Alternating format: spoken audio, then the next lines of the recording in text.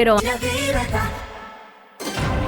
Sumérgete en la noticia desde un nuevo ángulo, audaz, agudo, maduro y dinámico en la mesa de análisis, presentada por Mochomos.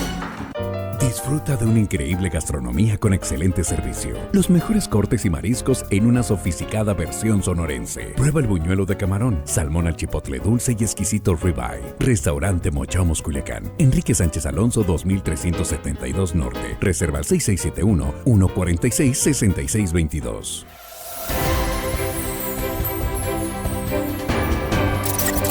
Estamos de regreso, ya estamos aquí en la mesa de análisis de Línea Directa, son las 7:05. Y el saludo a nuestros compañeros en la mesa. Jesús Rojas, ¿cómo estás?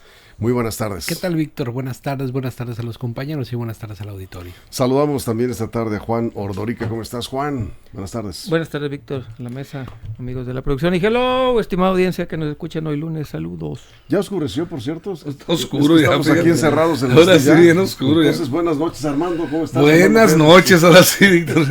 Sí, ya nos agarró la noche ya. Ahora a las 7 ya ya nos oscuro. están diciendo, son buenas noches. Sí, tienes razón, después de las 7 son buenas noches. Y ya oscureció. Bien, pues vamos a hablar hoy de la matanza de Tlatelolco, 2 de octubre, hace ya, Jesús, 55 años. Miércoles 2 de octubre de 1968, Víctor, las portadas de los diarios al día siguiente decían: la Plaza Culturas fue el escenario del disturbio estudiantil más sangriento, soldados y estudiantes se enfrascaron en una violenta balacera, quedando por lo menos 20 heridos. Eran las noticias que apenas empezaron a circular en México. Esto que estoy leyendo es del diario de Culiacán, fíjate acá, lo tomo del archivo histórico sí, de Natalia Gagiola. Sí. Ella lo está publicando, la directora de archivo de Sinaloa.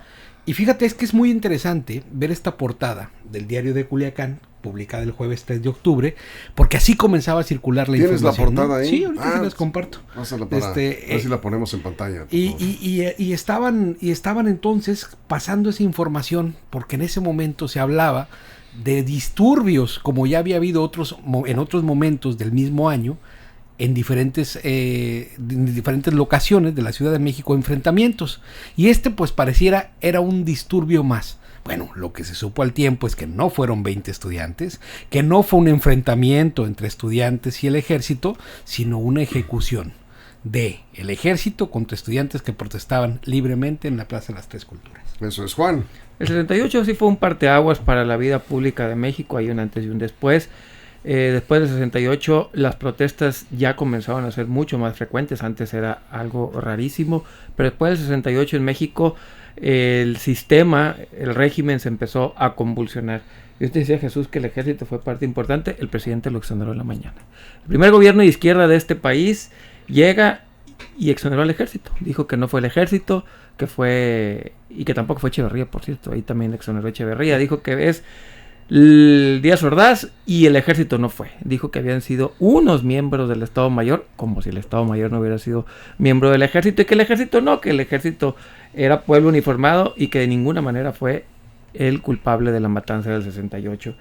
Digo, toda una generación que creció culpando que el Estado había sido, que el ejército había sido, hoy viene el presidente a decir que no fue ni el ejército ni los soldados, que fue simple y sencillamente unos cuantos malos elementos del Estado Mayor por órdenes de Díaz Ordaz. Bueno, pues esa generación que llegó al poder de izquierda, hoy esa lucha se le olvidó, muchos están en nómina ya incluso del gobierno federal, muchos trabajan ahí ya, que fueron parte del 68, pregúntenle a Bartlett, por ejemplo, si no, y hay muchas versiones. ¿Qué pasó ahí? No sabemos, pocas personas pueden tener la verdad absoluta, porque hay libros para tirar para arriba, películas también para tirar para arriba, hay periodistas que depende del que le preguntes es una versión, muchas personas dicen que estuvieron ahí, pero cuando lees las crónicas varían bastante, es algo que nunca se va a saber. Lo que sí es un hecho es que el ejército mató estudiantes, eso sí es un hecho. ¿Cuántos, cómo, ni dónde, ni qué pasó después exactamente no se sabe, pero el hecho es,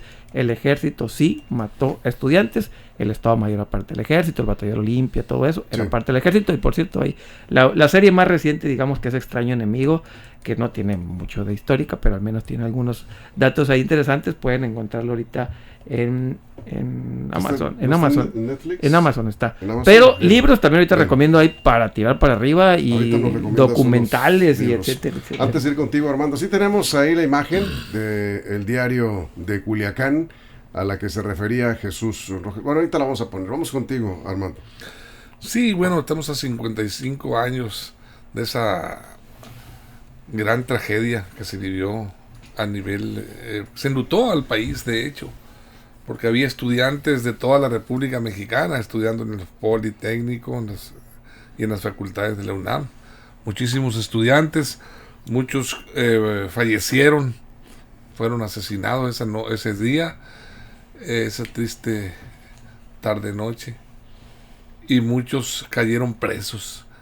Y bueno, al tiempo sabemos hoy que comentan que varios se reincorporaron a las filas del gobierno.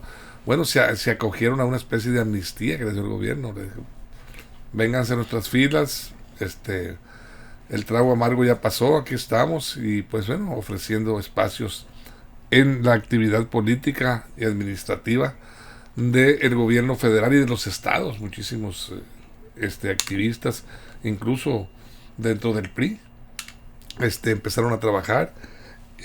¿Para qué mencionar nombres? Para no herir susceptibilidades, pero sí hay muchísimos. Y bueno, hoy salieron también cientos de estudiantes, o miles quizá, a lo largo y ancho del país, en la Ciudad de México. Pues bueno, ahí salieron también grupos importantes de estudiantes, y las frases pronunciadas, me di la tarea de enunciar algunas de las frases que pronunciaron en la marcha, gritando las consignas: menos policías, más educación. Fue una de las frases. Otra: en la guerra contra el narco, los muertos son los estudiantes. Yo habría que interpretar esa frase. Otra: los estudiantes saldremos a marchar mientras nos sigan reprimiendo. Esa es otra frase. Eres fruto de esta tierra bañada de sangre, es otro. Y por supuesto no podría faltar el pronunciamiento por los 43 normalistas de Ayotzinapa, suscitada bueno, apenas se acaba de cumplir unos aniversarios, el 26 de septiembre del 2014 ocurrió. También se ganaron consignas de los marchistas, quienes exigieron la verdad de los hechos y la aplicación de la justicia a los culpables. Fueron unas manifestaciones importantes ahí que se escucharon por parte de los estudiantes en la marcha de esta tarde. La Arquidiócesis Primada de México también emitió un comunicado y, digamos, de manera central señala que las demandas de los estudiantes del 68 siguen siendo en buena medida vigentes hoy en este país. Vamos a mostrar la imagen, a ver si nos explicas, Jesús. Mira. Esta es la imagen de pero ¿es la portada? Es el diario de Culiacán. Sí, es una... Creo que es la página 2, ¿verdad? Es el día jueves. Sí. El día después de lo sucedido el miércoles en la Plaza de las Tres Culturas, y de manera general pues están explicando la información que llegaba a las, digamos, a las redacciones en los estados. Acuérdense que en ese momento la información estaba, digamos, dada por un ente oficial, difícilmente tenían todos los medios de comunicación. Entonces ahí dice, en esa portada, en esa nota, dice que hubo un enfrentamiento entre estudiantes y militares que había dejado por lo menos una veintena de muertos y más de 100 heridos. Fíjate la palabra disturbio estudiantil. Disturbio estudiantil, enfrentamiento a balazos entre ejército y el ejército y los estudiantes. Al tiempo supimos pues que no fue eso, ¿no? Que la realidad, porque además muchos medios durante varias semanas siguieron con esta narrativa oficial. Después nos enteramos que Gilberto Guevara Niebla, Roberto Escudero, Félix Hernández Gamundi, Raúl Álvarez Garín y otros líderes estudiantiles en realidad lo que habían hecho era una protesta multitudinaria donde diferentes, digamos, personas participaron ahí, mayoritariamente estudiantes, integrantes de diferentes escuelas y facultades, y pues que eso fue una matanza, eso no fue un enfrentamiento de ninguna manera. Sí, se aplicó la mordaza que había en ese tiempo. El gobierno ordenó 0 publicaciones. Un tema muy rapidito. De los perpetradores, no creo que exista ninguno que esté en función gubernamental, salvo Bartlett, estaba muy chavo, tiene 87 años Bartlett. De los perpetradores ya no. De los líderes del movimiento, de las personas que participaron en el movimiento, pues a lo mejor algunos estarán en activo, deben de estar entre 70 y 75 años. Sí, por ahí más o menos, Juan. Sí, Bartlett ahí iba entrando, sí, él sí le tocó, incluso también le tocó el halconazo después, siendo él jefe ahí de la policía, bueno, una parte de la dirección de la Secretaría de Gobernación, Sí que se encargaba de eso, sí, no, y en el 68 también ahí andaba haciendo sus pininos, el señor Bartlett ahí es uno, que por cierto no le han preguntado mucho de eso. A mí me gustan mucho los días y los años de Luis González de Alba, que por cierto, hoy también cumple años de fallecido, se suicidó también hace unos años, este día.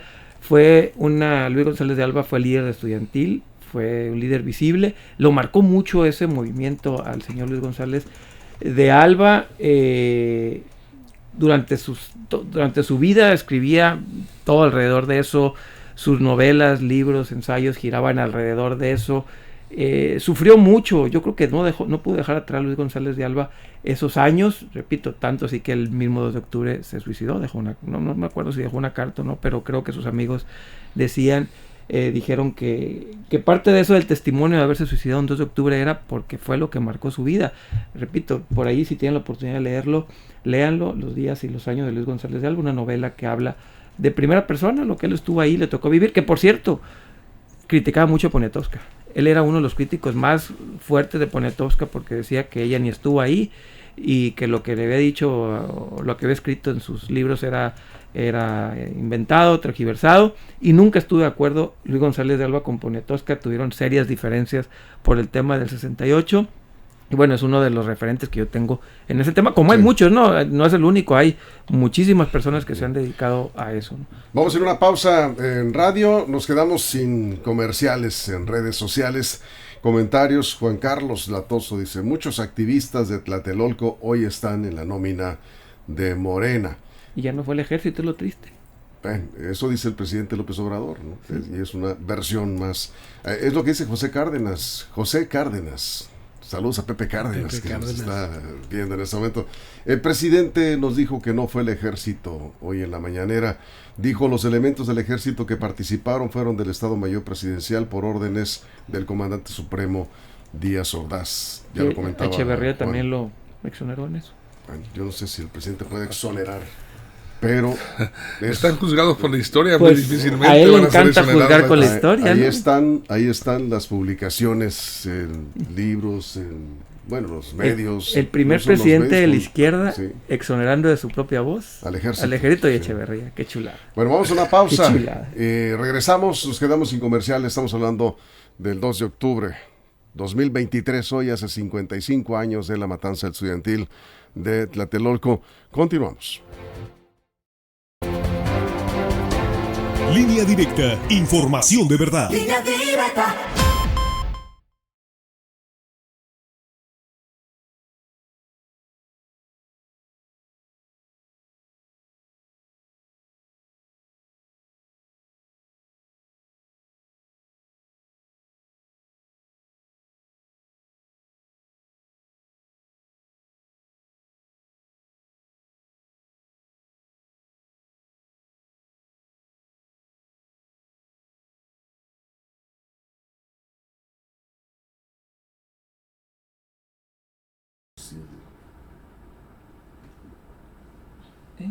Aquí está, a ver, hablen.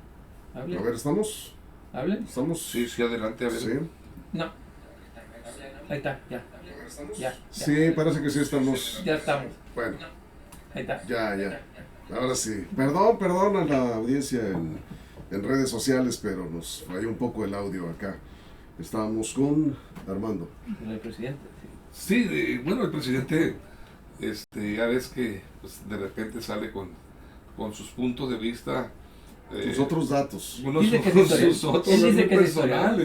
Él dice que es historiador. Él es historiador y seguramente, pues, como hombre de la izquierda, pues debe conocer parte importante de este acontecimiento, porque pues fue una lucha prácticamente de grupos antagónicos del entonces gobierno del PRI.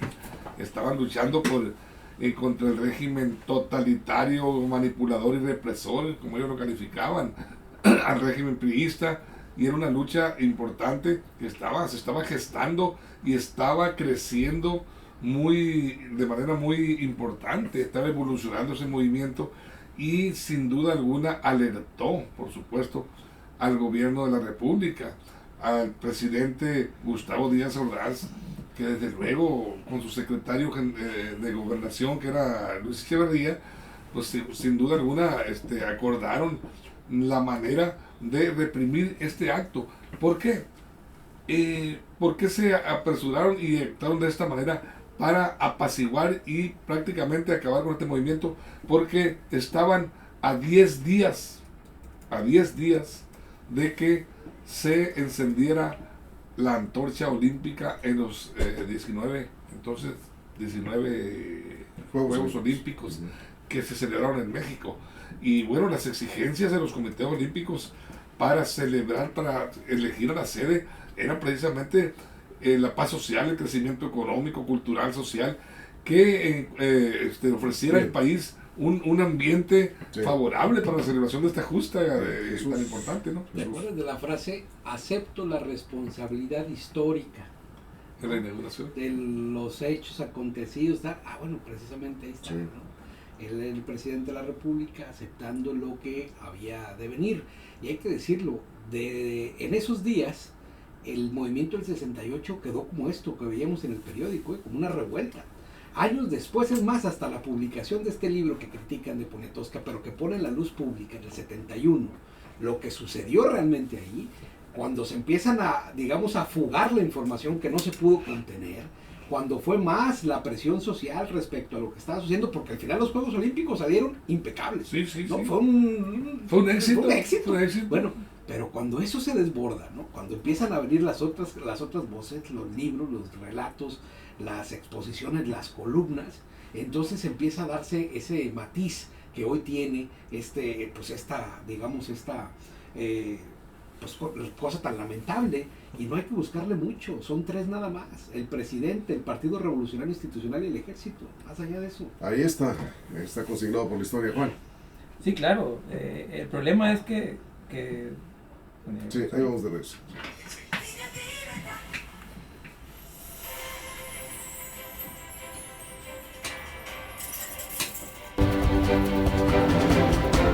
Estamos de regreso. Bueno, algunos comentarios. Estamos hablando precisamente de los 55 años de la matanza estudiantil del 68. Aquí Francisco Javier Villarreal dice: a quien menos conviene el esclarecimiento de los actos de Tlatelolco y los estudiantes de Ayotzinapa. Él menciona estos 2 eventos trágicos. Es al propio gobierno federal, porque serán varios los personajes quienes van a tener que detener o investigar, y que actualmente son funcionarios públicos, dice Francisco Javier. Difícil, ¿no? Ya están muertos. 55, no, sí, la gran mayoría ya están.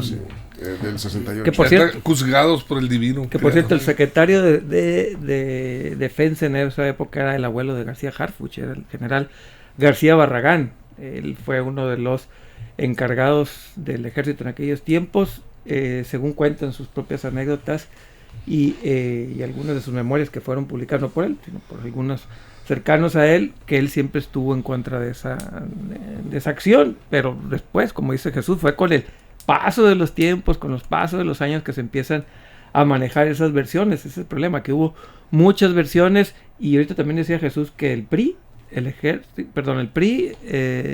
presidente, ¿y quién más? Perdón, dijiste. El ejército. Y el ejército, esos 3. El problema es que muchos de la izquierda mexicana, que hoy se dicen de izquierda, después del 68, que estaban vivos en el 68, eran estudiantes del 68, estuvieron en el movimiento del 68, se fueron a afiliar al PRI. Los que hoy son de izquierda, muchos de ellos rápidamente brincaron al PRI. Tanto les dolió ese movimiento que terminaron arropando al partido, que pues estuvo en ese momento correteando, golpeando y matando a estudiantes. Fueron a abrazar ese régimen. Qué contrasentido que hoy digan que no es así, cuando en aquel tiempo pues se unieron al régimen. Armando. Sí, este movimiento sin duda alguna fue un parteaguas, como lo comentábamos al principio, en la vida política social de México. Se lograron se conquistó un mayor respeto para las libertades en todos los sentidos de los mexicanos. La democracia y las decisiones del pueblo empezaron a transitar los cambios que de alguna manera se generaron a raíz de estos movimientos. El costo fue muy grande, por supuesto, y esta esta nota que publica el diario de Culiacán de aquellos tiempos, que después fue el diario de Sinaloa, donde yo trabajé, por cierto, un tiempo. Estas notas se replicaron por todo el país y esa era la información. O sea, estaba minimizado el problema que se había generado. ¿Por qué? Porque estaba de alguna manera la mordaza impuesta por el gobierno de la República. Nadie se atrevía a publicar las cosas tal y como habían ocurrido y tuvieron que voltear hacia la verdad a raíz de las presiones de las familias de los desaparecidos, de los muertos, porque hubo mucho desaparecido también, que hasta la fecha, pues ahí estuvo Rosario Ibarra de Piedra buscando, también participando en el grupo de Eureka, buscando a desaparecidos de Tlatelolco de aquel tiempo. Muchos presos políticos que murieron en la cárcel, muchos que murieron en Tlatelolco, ahí en la Plaza de las Tres Culturas, y por supuesto, mucho desaparecido. Sí. Ahí está ese parteaguas que se logró algo importante. 55 años después, aunque el presidente diga el ejército no tuvo nada que ver, fue el Estado Mayor y el presidente Díaz Ordaz. Hoy las consignas. Una de las consignas más fuertes que se escucharon en la marcha de hoy en la Ciudad de México, ¿cuál creen que fue? Sí. Contra el ejército, seguramente. La consigna fue contra el ejército, sí. La sí. consigna fue el ejército, se leyó en las pancartas que llevaban, fue el Estado. Y otra más, no al poder militar. O sea, se fue duro. No, y además, el contingente estudiantil contra los y además militares. Las consignas históricas, ni perdón ni olvido, ¿no? Así es. Queremos justicia y bueno, todas las demás.